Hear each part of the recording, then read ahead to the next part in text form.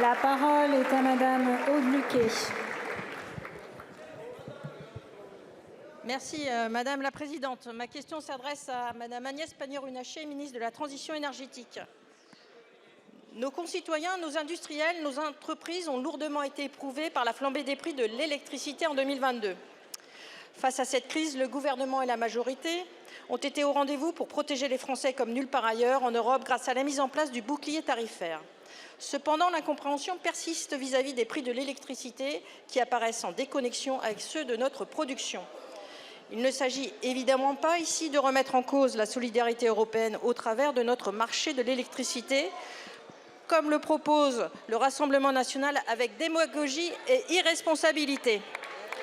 Sans cette solidarité, nous n'aurions pas tenu face à la crise. Il s'agit de défendre des prix sur le long terme qui nous permettent de modérer les factures des ménages et des entreprises en limitant le lien entre les prix de l'électricité et ceux du gaz. Dans ce contexte, la France a été à l'avant-garde de ce combat en défendant une réforme du marché européen de l'électricité. C'est aujourd'hui un succès que nous pouvons saluer. Cela a permis de faire comprendre à nos voisins allemands que la compétitivité de notre entreprise nucléaire était un avantage pour l'ensemble des Européens. La France a su porter une parole forte et fédérer autour d'elle un certain nombre de pays au sein d'une alliance du nucléaire pour défendre l'intérêt des consommateurs. Cet accord européen est donc une victoire française dont nous pouvons être fiers. C'est aussi une victoire européenne car nous renforçons notre compétitivité vis-à-vis des États-Unis. C'est enfin et surtout une victoire pour le climat car cet accord facilitera les investissements dans la production d'énergie décarbonée. Pouvez-vous, Madame la Ministre, nous indiquer quelles seront les prochaines étapes de négociation et ce que peuvent espérer les Français pour leur facture d'électricité? Je vous en remercie. Merci. La parole est à Madame Agnès Pannier-Runacher, ministre de la Transition énergétique.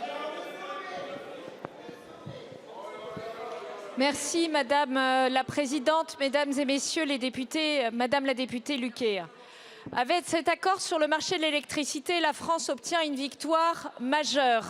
Comme vous l'avez très bien souligné, c'est une victoire de l'Europe qui affirme sa puissance économique face à la concurrence de la Chine et à l'Inflation Reduction Act américain.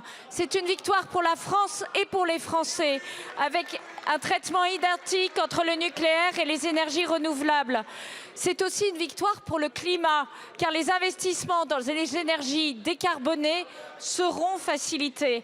Une victoire enfin, celle du bon sens et celle de la raison. Je vous adresse à vous, celle du bon sens et celle de la raison face à l'extrême droite et l'extrême gauche qui n'ont cessé de prôner le repli sur soi et la sortie du marché européen.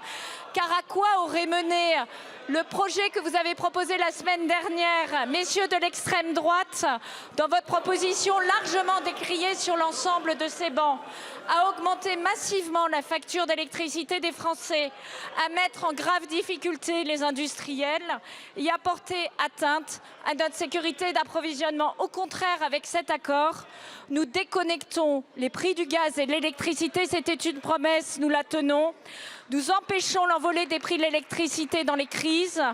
Nous stabilisons les prix de l'électricité sur le long terme pour les industriels et pour les Français et nous sécurisons notre approvisionnement. Voilà, en d'autres termes, comme l'a dit le président de la République, nous reprenons le contrôle sur le prix de l'électricité. Cet accord, il est le fruit de la vision et de l'exigence que porte le président de la République pour l'Union européenne. Le travail que j'ai mené avec l'Alliance européenne pour le nucléaire et également avec la Commission européenne a payé. Cette étape est maintenant franchie. Nous allons conclure en trilogue avec le Parlement européen et nous tiendrons la promesse présidentielle.